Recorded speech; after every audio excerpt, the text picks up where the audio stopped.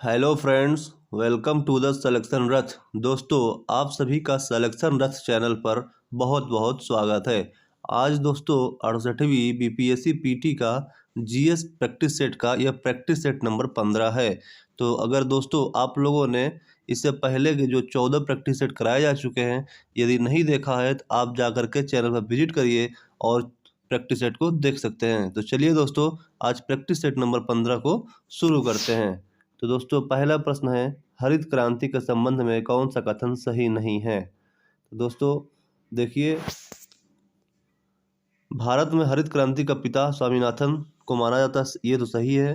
भारत में प्रथम हरित क्रांति का प्रथम चरण 1966 से 1981 सही है।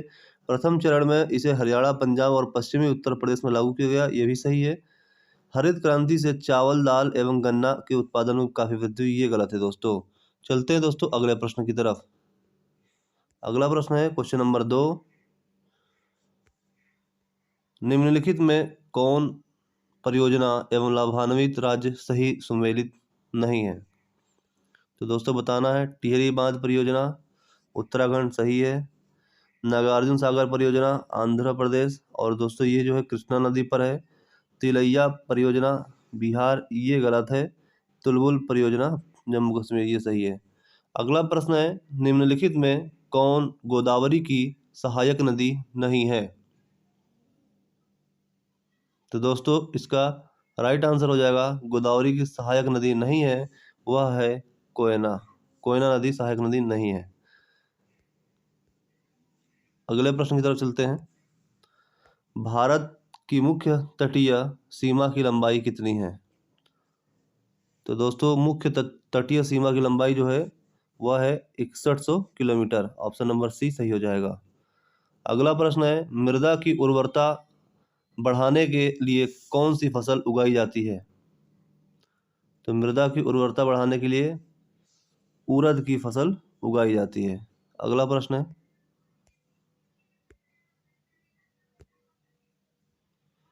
पारिस्थितिकी तंत्र में उच्चतम पोषण स्तर कौन प्राप्त करता है। तो उच्चतम पोषण स्तर सर्वाहारी प्राप्त करता है। ऑप्शन नंबर बी सही, इसका सही राइट आंसर हो जाएगा। धारणीय कृषि से क्या तात्पर्य है। तो इसका सही जवाब हो जाएगा ऑप्शन नंबर डी, इस प्रकार कृषि जिससे भूमि की गुणवत्ता बनी रहे। क्वेश्चन नंबर 8, डिस्टिल्ड वाटर के संबंध में निम्न में कौन सा विकल्प सत्य है। तो राइट आंसर विद्युत का कुचालक है। ऑप्शन नंबर सी इसका सही जवाब हो जाएगा। अगला प्रश्न है, ट्रांसफर किसके लिए प्रयुक्त किया जाता है। तो दोस्तों ट्रांसफर जो है एसी के लिए, यानी केवल प्रत्यावर्ती धारा के लिए प्रयोग किया जाता है। ठीक है, अगले प्रश्न की तरफ चलते हैं। क्वेश्चन नंबर 10, चीनी यात्री संग्यून भारत में कब आया। बताइए दोस्तों, चीनी यात्री संग्यून भारत में कब आया। तो यह आया 1518 ईस्वी में। कब आया, 1518। तुर्कान ए चहलगानी को समाप्त किसके द्वारा किया गया। तो तुर्कान चहलगानी को समाप्त बलबन के द्वारा किया गया। चलते हैं अगले प्रश्न की तरफ। निम्न में से किस चट्टान प्रणाली से चूने का पत्थर, बलुआ पत्थर, चीनी मिट्टी प्राप्त होती है। बताइए दोस्तों। तो दोस्तों ये प्राप्त होती है विंध्यन की प्रणाली चट्टान से। ठीक है, ऑप्शन नंबर डी। भारत में किस धार्मिक समूह की वृद्धि दर निम्न में सबसे कम है। तो दोस्तों जैन धर्म की वृद्धि दर निम्न में सबसे कम है। अगले प्रश्न की तरफ चलते हैं। जैव विकास को सर्वप्रथम किसने समझाया था। तो जैव विकास को सर्वप्रथम लैमार्क ने समझाया था। मतदान के समय प्रयुक्त अमिट स्याही किस पदार्थ से बनती है। जो दोस्तों मतदान करने जाते हैं और जो आपके उंगलियों पर लगा दिया जाता है स्याही, वो किस पदार्थ से बनी होती है। तो बताना है। तो इसका सही जवाब हो जाएगा सिल्वर नाइट्रेट। दोस्तों ये सब बहुत इंपॉर्टेंट क्वेश्चन चल रहे हैं, आप ध्यान से देखिए, ये काफ़ी आपको फायदा मिलेगा। प्रांतीय स्वायत्तता की शुरुआत किस अधिनियम द्वारा हुई?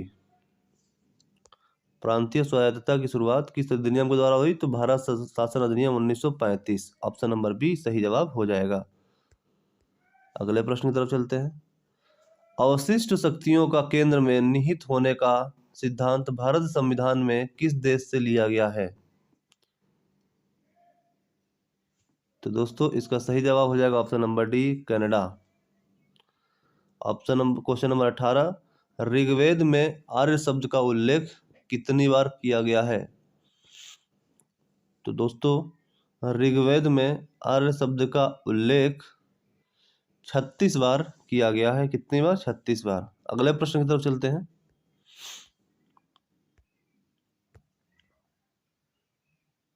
कपास के रेशे को किससे प्राप्त किया जाता है? तो दोस्तों कपास के रेशे को बीज से प्राप्त किया जाता है। अगले प्रश्न की तरफ चलते हैं। क्वेश्चन नंबर 15, 20, निम्नलिखित में कौन सही सम्मिलित नहीं है? क्वेश्चन नंबर 20 है, कौन सम्मिलित नहीं है? एक तरफ घास दिया हुआ है, दूसरी तरफ उसके स्थान दिए हुए हैं। तो दोस्तों प्रेयरीज उत्तरी अमेरिका सही है, पंपास दक्षिणी अमेरिका सही है, वेल्ड दक्षिण अफ्रीका सही है, स्टेपीज उत्तरी अमेरिका ये गलत है। तो ऑप्शन नंबर डी आपका सही जवाब हो जाएगा। अगले प्रश्न की तरफ चलते हैं। सुल्तान की उपाधि धारण करने वाला प्रथम शासक कौन था? तो सुल्तान की उपाधि मोहम्मद गजनी ने धारण की थी। दिल्ली सल्तनत के किस शासक ने सबसे पहले स्थायी सेना की नींव रखी थी? दोस्तों सही जवाब अलाउद्दीन खिलजी। अगले प्रश्न की तरफ चलते हैं। निम्नलिखित में से कौन सम्मिलित नहीं है? तो दोस्तों इसका सही जवाब हो जाएगा मेसोन रदरफोर्ड, ये सम्मिलित नहीं है। अगले प्रश्न की तरफ चलते हैं। ठोस एरोसोल का उदाहरण है? तो दोस्तों धुआं। अगले प्रश्न की तरफ चलते हैं। राज्यसभा में सरकार द्वारा प्रस्तुत किसी विधेयक के गिर जाने का क्या अर्थ होता है? दोस्तों राज्यसभा में सत्ताधारी दल का बहुमत नहीं है। अगले प्रश्न की तरफ चलते हैं। भारत के कोरोमंडल तट पर सर्वाधिक वर्षा होती है? किस समय होती है सर्वाधिक वर्षा, ये पूछा गया है। तो दोस्तों अक्टूबर नवंबर में सर्वाधिक वर्षा होती है। अगले प्रश्न की तरफ चलते हैं। क्वेश्चन नंबर 27, युद्ध दिया है और गवर्नर जनरल दिया, मिलान करना है। तृतीय आंग्ल मैसूर युद्ध, तो दोस्तों ये हुआ था लॉर्ड कॉर्नवालिस के समय में। प्रथम आंग्ल सिख युद्ध, तो दोस्तों ये हुआ था लॉर्ड हार्डिंग। तृतीय आंग्ल मराठा युद्ध, लॉर्ड हेस्टिंग। प्रथम आंग्ल अफगान युद्ध, लॉर्ड ऑकलैंड। तो दोस्तों इसका राइट आंसर हो जाएगा ऑप्शन नंबर डी, सही जवाब हो जाएगा। अगले प्रश्न की तरफ चलते हैं। क्वेश्चन नंबर 28, राज्य के नीति निदेशक तत्वों का समुचित क्रियान्वयन निर्भर करता है? तो दोस्तों यह सरकार की इच्छा शक्ति और पर्याप्त साधनों की उपलब्धता पर निर्भर करता है। अगले प्रश्न की तरफ चलते हैं। अगला प्रश्न है, किसे लोकप्रिय नाम लाल कुर्ती कमीजों के रूप में जाना जाता है? तो दोस्तों बताइए इसका राइट आंसर क्या हो जाएगा? इसे लाल कुर्ती यानी कमीजों के नाम से जाना जाता है।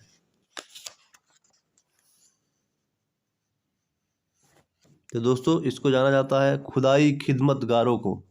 इसे खुदाई खिदमतगारों को। अगले प्रश्न की तरफ चलते हैं।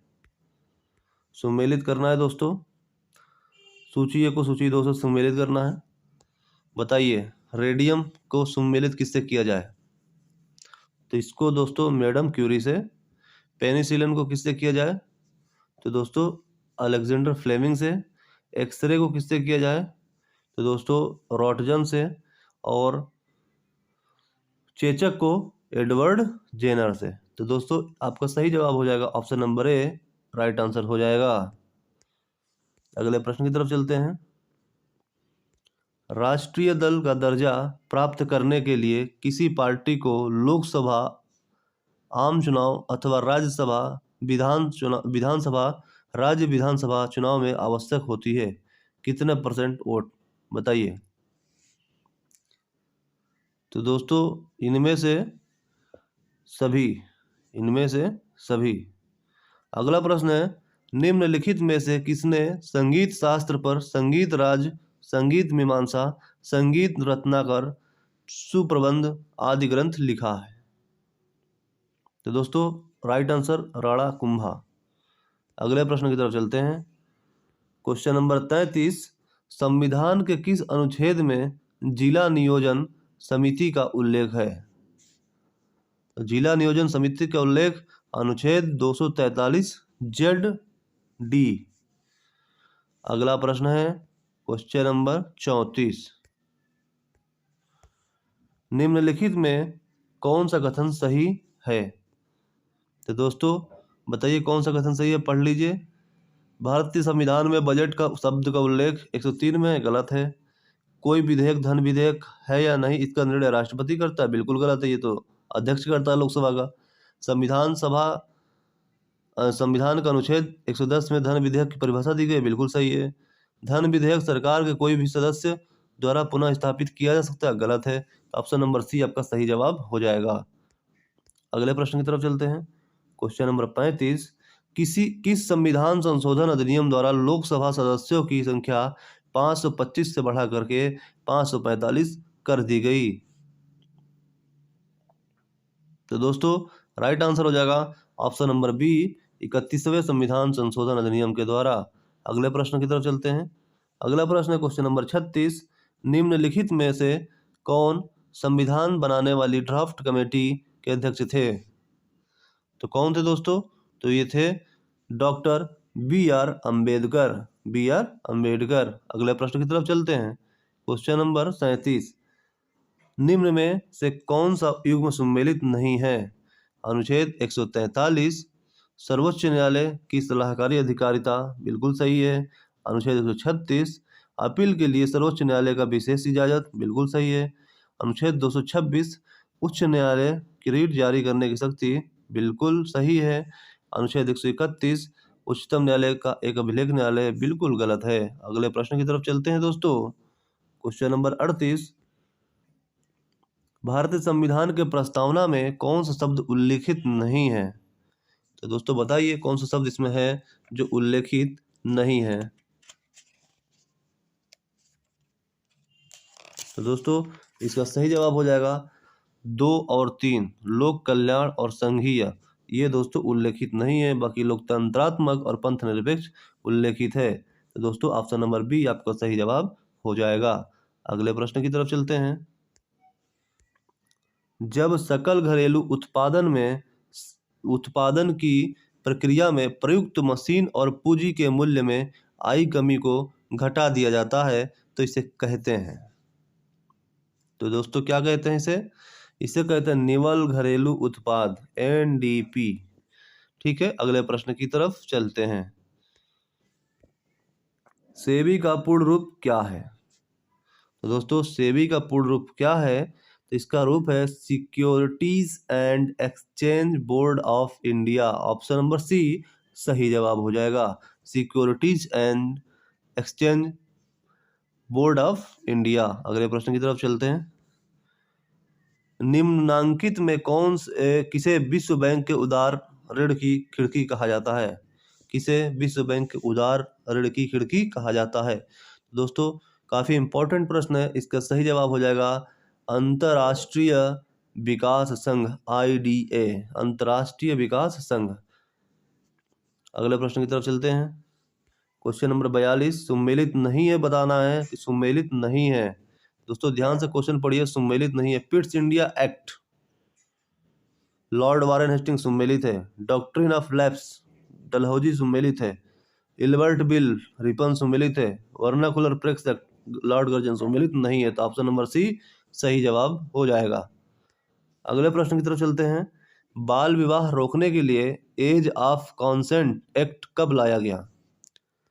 बाल विवाह रोकने के लिए एज ऑफ कंसेंट एक्ट लाया गया 1891 में। काफी इंपॉर्टेंट प्रश्न है दोस्तों। अगला प्रश्न है, first war of Indian independence पुस्तक के लेखक कौन है? तो लेखक हैं B D Savarkar, Vinayak Damodar Savarkar. Option number B इसका सही जवाब हो जाएगा। अगले प्रश्न की तरफ चलते हैं, निम्न में से कौन पादप कोशिका में सबसे बड़ा कोशिकांग है? सबसे बड़ा कोशिकांग है पादप कोशिका में, तो बताइए कौन सा है? तो ये है दोस्तों प्लास्टिड्स। अगले प्रश्न की तरफ चलते हैं। अगला प्रश्न है, नींबू निचोड़ने की मशीन किस प्रकार के उत्तोलक का उदाहरण है? नींबू निचोड़ने की मशीन किस प्रकार के उत्तोलक का उदाहरण है? तो दोस्तों ये है द्वितीय वर्ग के उत्तोलक का। क्या? द्वितीय वर्ग के उत्तोलक का। अगले प्रश्न की तरफ चलते हैं। अगला प्रश्न सम्मिलित कीजिए, सूची 1 का सूची 2 से मिलान करना है। तब बताइए दोस्तों कैसे किया जाए। जीवाणु विज्ञान किससे संबंधित है? तो जीवाणु विज्ञान संबंधित है ल्यूवेनहॉक से। ऑप्शन नंबर 3 ए का 3। सूक्ष्म जीव विज्ञान किससे संबंधित है? सूक्ष्म जीव विज्ञान जो है ये लुईस पास्चर से संबंधित है। आधुनिक अनुवांशिकी किससे संबंधित है? तो ये है एडवर्ड जेनर से। प्रतिरक्षा विज्ञान टी.एच. मॉर्गन से। Option number 2। तो आपका सही जवाब हो जाएगा ऑप्शन नंबर सी, ए का 3, बी का 4, सी का 2, डी का 1। तो चलते हैं दोस्तों अगले प्रश्न की तरफ। क्वेश्चन नंबर 48, कार्य का मात्रक होता है। क्या होता है दोस्तों कार्य का मात्रक? तो दोस्तों कार्य का मात्रक जो होता है यह होता है, बताइए, उपयुक्त सभी। न्यूटन, किग्रा मीटर प्रति second, power meter square second, joule, ये सब होता है दोस्तों। अगले प्रश्न की तरफ चलते हैं। क्वेश्चन नंबर 49, निम्न कथनों पर विचार करें एवं असत्य कथन की पहचान करें। तो दोस्तों बताइए इसका सही जवाब क्या हो जाएगा? दोस्तों जैन धर्म आत्मवाद में विश्वास करता है लेकिन ईश्वरवाद में विश्वास नहीं करता है। ये तो बिल्कुल सही है। दूसरा है, जैन धर्म ने अपने आध्यात्मिक विचार न्याय दर्शन से ग्रहण किया गया है। बिल्कुल गलत। अनेकतावाद में का संबंध जैन धर्म से है। बिल्कुल सही। तो option number 1, option number D, केवल 1 और 3। अगले प्रश्न की तरफ चलते हैं।